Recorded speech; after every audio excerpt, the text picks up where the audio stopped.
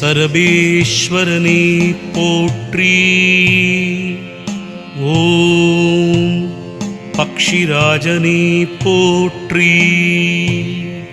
ஓம் சிவனாரின் வடிவமே சிந்தையில் வாழ்பவனே, சேவிப்போம் உன்னுடைய செங்கமலத் திருவடிகள்.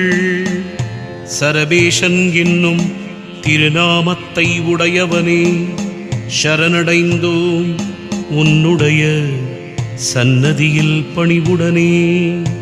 சக்தி விநாயகா சங்கரியின் தவப்புதல்வா, நல்லதோர் கவசத்தை நான் பாட அருள் புரிவாய்.